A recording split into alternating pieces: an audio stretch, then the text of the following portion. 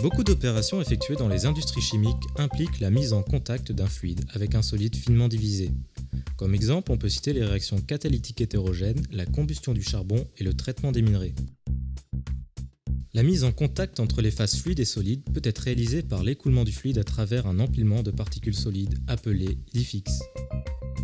Lorsque l'écoulement du fluide est réalisé du bas vers le haut, on observe qu'au-delà d'une certaine vitesse du fluide, les particules sont soulevées sans toutefois être entraînées. Ce phénomène est appelé fluidisation.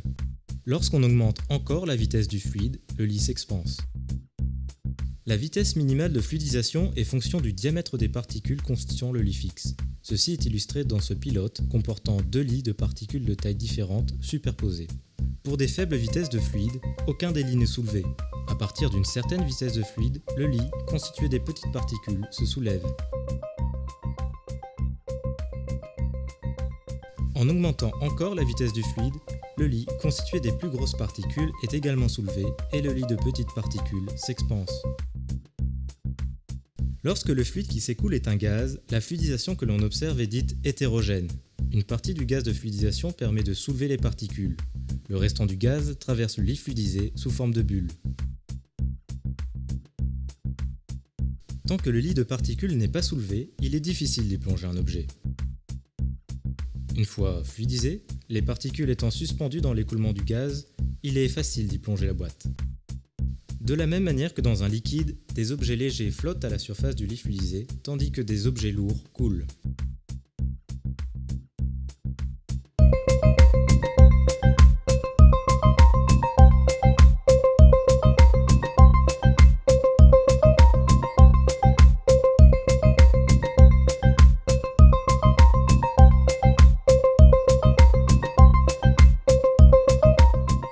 Nous réalisons ici l'étude de la gazification de résidus forestiers agricoles. L'objectif est de produire un gaz de synthèse qui pourra éventuellement être brûlé dans un moteur à gaz. Pour cela, il est nécessaire de chauffer rapidement les granulés de biomasse que nous avons ici et le moyen le plus efficace pour y parvenir, c'est d'utiliser un lit fluidisé qui va permettre non seulement de chauffer les granulés de biomasse rapidement, mais aussi de convertir catalytiquement les goudrons qui sont produits par la gazification. Donc, nous utilisons pour cela un sable un petit peu spécial puisqu'il contient beaucoup de fer et donc il va permettre de convertir les goudrons. Nous étudions également un autre phénomène qui, en l'occurrence, est un petit peu gênant dans cette situation. C'est le fait que les granulés de biomasse ont tendance à flotter sur le lit fluidisé.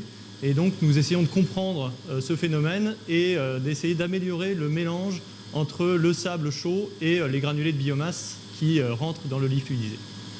Cette technologie de lit fluidisé se retrouve dans de nombreuses applications industrielles, séchage de solides divisés, craquage d'hydrocarbures, gazéification de combustibles solides, synthèse catalytique ou encore polymérisation d'oléfines.